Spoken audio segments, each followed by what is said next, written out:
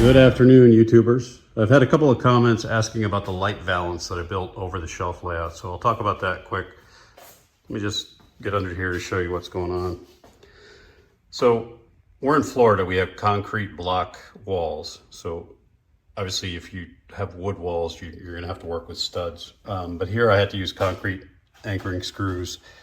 And what I did is I placed this 3/4 inch piece of plywood and I anchored that first in various spots with concrete screws. And then to that, I attached metal shelf brackets. So you're familiar with the slotted metal shelf systems. They come with a long beams into which you can place these shelf brackets. So normally they would just go the length of however long your shelving would be, and then you just put a series of these brackets in. So for this, I just cut with a hacksaw small sections of the metal beams. I don't know what else to call them. Put one in each place that I was going to put a metal shelf bracket, and you can see the bracket up inside there. So there's 1, 2, 3, 4, and 5. And in order to build the carpentry around those shelf brackets, I just boxed them in with these planks. And these are, I don't know what these are, 1 by 4 maybe. Home Depot pine, nothing fancy. You have to hand pick through it because the stuff tends to be warped. So I found bits that were as straight as I could find them, and I left them in the garage with the dehumidifier on for a while so that they dried out before I did anything. And the reason you see notches in these is because at one point I thought I was going to put the LED strip through the middle. I kind of wish in retrospect I didn't do that, but it didn't compromise the strength. So I boxed them in so that I can then attach framing, because you can't obviously attach it to the metal shelf bracket. And then once the wood was around those metal brackets, I was able to then mount the front board to each of these brackets that you see. And the front board, again, is another one of these. Actually, it's narrower. I think it's a 1 by 3. And the reason I did that is that's what I had left over. And I figured I was going to put a wider fascia, which I did using this masonite board. And it worked out fine. Sometimes it's better just to use the scrap wood you have rather than going out and spending more money. So it's straightforward. What you see, the reason you see another piece here, this is actually Homosote. I had leftover Homosote, and I realized in order to put a top on it, I needed a lip to rest the top on. So on that 3/4 inch plywood that's anchored to the wall, I then use sheetrock screws and I put a thin strip of Homosote across the back, and that provides a lip for this top. So the top sits on these, it sits on the top board here, and then it sits on this Homosote. And all it is the cheap foam insulation. It's the blue stuff. You can get it, get that to focus, you can get that at Home Depot or Lowe's. Usually Lowe's carries it, and it depends on where you are in the country. Sometimes it's hard to find, sometimes it's not. So it didn't need anything strong. I just taped the seams with duct tape. It's really a dust cover and also becomes the light reflector underneath. So I painted everything white. And then for lighting, you probably saw that in some of the other shots. I just used the Amazon Chinese-made LED strips.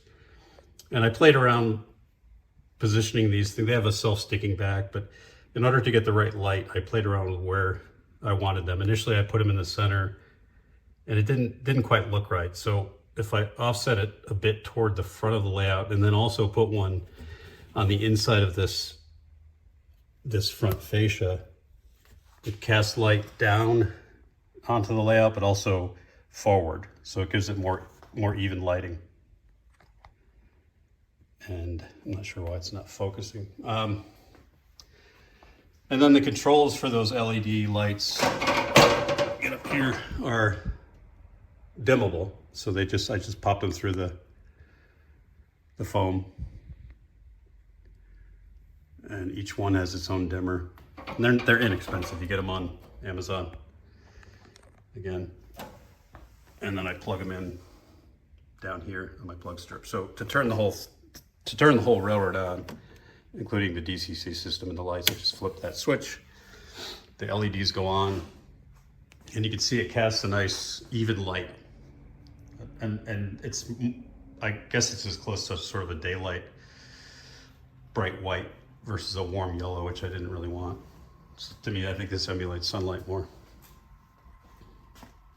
So quite a bit of work, to be honest, but well worth it, because it gives you that nice lighting, but also kind of gives the layout a feeling of being more of a diorama. It's enclosed in this space.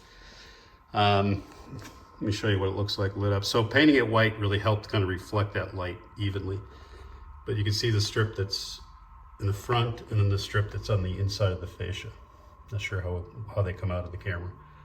But the other thing about keeping this light forward, and I think that's probably the main reason I did that, is so that when I'm operating, if it was down the center like I originally planned, I would actually see those lights when I was operating. It was kind of annoying because it would blind you basically, and unrealistic. So by keeping them a bit forward and on the inside of the fascia, you get that nice light casting, but also you don't see the LED lights even when you come up close to do your switching. So that, in a nutshell, is how it worked. And then the fascia, the same thing that I did on the layout shelf itself. Just use masonite. And you know, some people are a little bit more OCD probably than I am in terms of countersinking and covering these. I found these nice screws that have I don't know what you call that, like a lip, so that it sits nice and flush and it looks nice, it looks finished to me. I just measured them very evenly and spaced them out so that I think it looks okay. Whether I'll paint them or not, I don't know. I mean, to me, I think it looks okay the way it is, just raw. So I highly recommend putting a light valance. It is a bit of work. If you got a lot of scrap pieces from the layout build, just use that, which is what I did for most of the lumber. Initially I was going to put some hanging shop lights, but I thought that just wouldn't look finished to me. So it was worth the extra effort. So just one more look. That's the top with the foam insulation. And that's the underneath.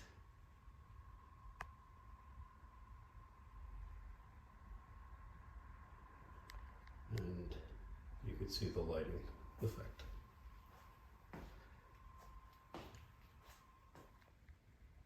Okay, I hope that was helpful. Leave any comments if you've got any questions or any ideas on building light valances. Thank you, and please like and subscribe.